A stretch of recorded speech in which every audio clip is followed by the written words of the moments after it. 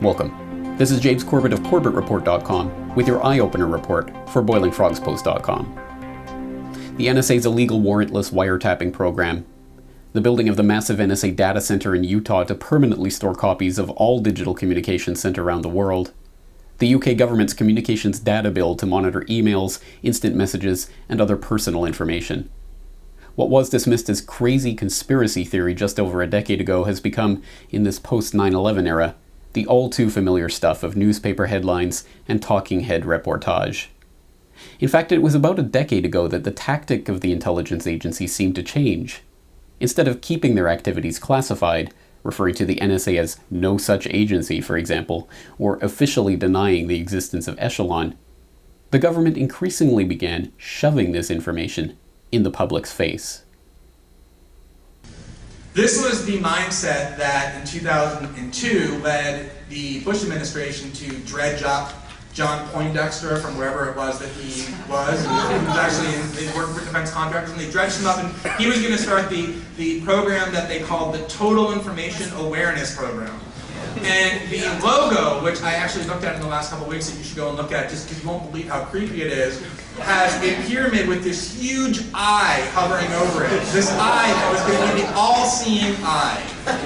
And the only problem with the Total Information Awareness Program was that they just put a name on it that was too honest about what it was. It freaked everybody out, and so they had to pretend that they weren't going to go forward with it. But of course what they did was they incrementally and in very clear ways recreated the Total Information Awareness Program under a whole variety of different legislative initiatives. And this idea that every single form of technological communication by law must be constructed to permit government backdoor interception and surveillance is an expression of what this surveillance state mindset is, that there can be no such thing as any form of privacy from the US government. That is the mindset that has led the surveillance state to be this sprawling, vast, ubiquitous, and always expanding instrument that state and corporate power users employ in order to safeguard their power. Perhaps the scariest thing about something like the Total Information Awareness Office is not merely that it was proposed in the first place, or that it incorporated such blatantly creepy Orwellian imagery to convey its true nature and purpose, but that as we sit here 10 years later, and as the core functions of that TIA office are now being openly performed by the NSA, DHS, and other governmental agencies, people are now actively making excuses for this nightmare police state. If you have nothing to hide, then you have nothing to fear, has always been the rallying cry for those who are too afraid of questioning presumed governmental authority to speak out against the surveillance state and the implied assumption of guilt that goes along with it. With feigned bemusement, these moral midgets inevitably ask, "What's so bad about the government spying on you anyway?" The answer, of course, is that the very question implies that the agencies tasked with carrying out this constant Big Brother surveillance are themselves above reproach, shining lights of moral rectitude who would never abuse this incredible power for nefarious ends. For the unimaginative out there, Hollywood yarns like Enemy of the State have provided fictional examples of what can go wrong if someone, somewhere, abuses the power of information and surveillance to target an innocent person in the wrong place at the wrong time. To be sure, the power that these technologies give for agencies, or corrupt groups within those agencies, to destroy the lives of targeted individuals is itself a fitting answer to the question of why government surveillance should be troubling to us. But beyond what can happen to specific targeted individuals in such a scenario is a much larger question.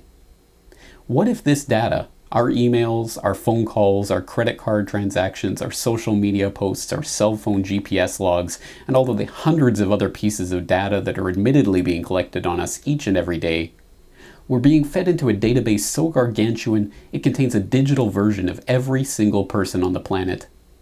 And what if that database were being used by the Department of Defense to wargame various scenarios, from public reactions to natural disasters, to the likelihood of civil unrest in the wake of a declaration of martial law? Remarkably, this is precisely what is happening. It is called the Sentient World Simulation, The program's aim, according to its creator, is to be a continuously running, continually updated mirror model of the real world that can be used to predict and evaluate future events and courses of action.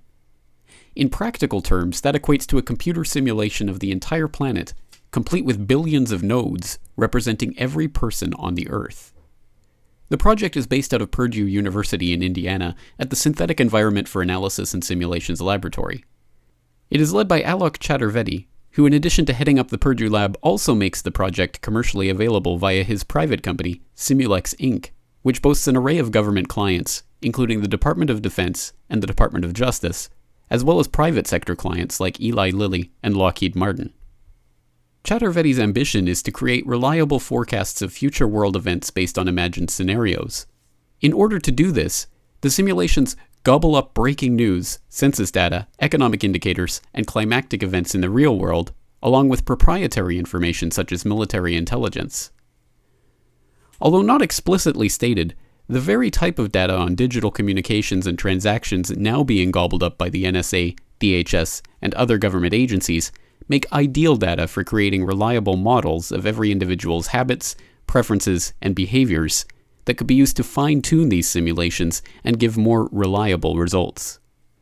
Using this data, the SEAS laboratory and its Sentient world simulation offshoot are able to create detailed, operable, real-time simulations of at least 62 nations.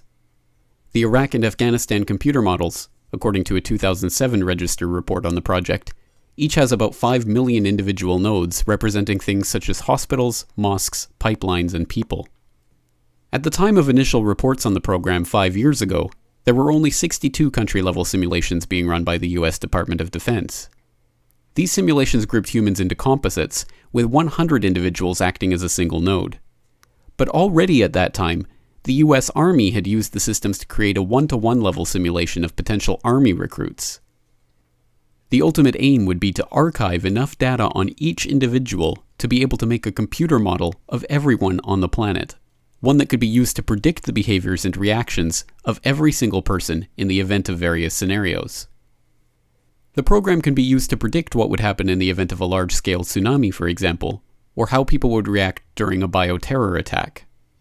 Businesses can use the models to predict how a new product would fare in the market, what kind of marketing plans would be most effective, or how best to streamline a company's organization.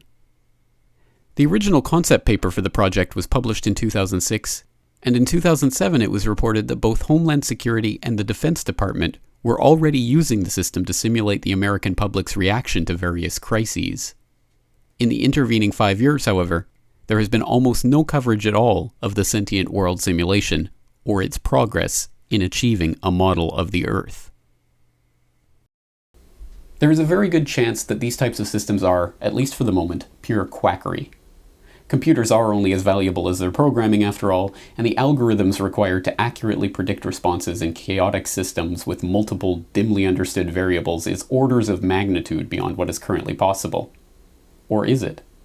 One of the great ironies of our time, as Glenn Greenwald goes on to point out in his speech on the surveillance state, is that although we live in a time when it is possible for nebulous government agencies to know every detail of your life, from what you ate for breakfast to where you shopped last night to who your friends are, we are also living in an age of unprecedented ignorance about what our own governments are actually doing. But one other point that's worth making about how this works, about how the surveillance state works and how power is exercised through it, and this I think is probably the most pernicious part, and I refer to this as the one-way mirror, the government's one-way mirror. At exactly the same time, this is really so remarkable to me, at exactly the same time that the government has been massively expanding its ability to know everything that we're doing, it has simultaneously erected a wall of secrecy around it that prevents us from knowing anything that they're doing. This is the heart of the matter. Somehow we are expected to go along with the sophomoric sophism that if we have nothing to hide, then we have nothing to fear. Yet at the same time we are asked to believe that the government must keep all manner of information secret from the public in order to carry out its work of protecting that public. If the government has nothing to hide, then why doesn't it release the notes, memoranda, and findings of the 9/11 Commission in full and unredacted? Why doesn't it release the records of the JFK assassination instead of arguing, as it is, that those records should once again be removed from a declassification review that's to take place in 2013, 50 years after the assassination itself took place? Why doesn't it release the full audit trail of what banks received the emergency TARP funds and in what amounts? Is it because, after all, the government does have something to hide from the public that is its ostensible master? Is it because the old maxim that knowledge is power is more true than we could ever know, and that the government's one-way insistence on transparency for the citizens and opacity for itself is a reflection of the power that it holds over us? The Sentient World simulation is just one example of one program run by one company for various governmental clients. But it is a significant peek behind the curtain at what those who are really running our society want. Complete control over every facet of our lives, achieved through a complete invasion of everything that was once referred to as privacy. To think that this is the only such program that exists, or even that we have any significant details about the ways that the SWS has already been used, would be hopelessly naive. So where does this leave a public that is at such a disadvantage in this information warfare? A public that is effectively told that anything and everything they do, say, or buy can and will be catalogued by the AI control grid, even as the details of that grid are to be kept from them. Unfortunately, there's no easy way back from the precipice that we were ushered towards with the creation of the national security state and the passage of the National Security Act of 1947.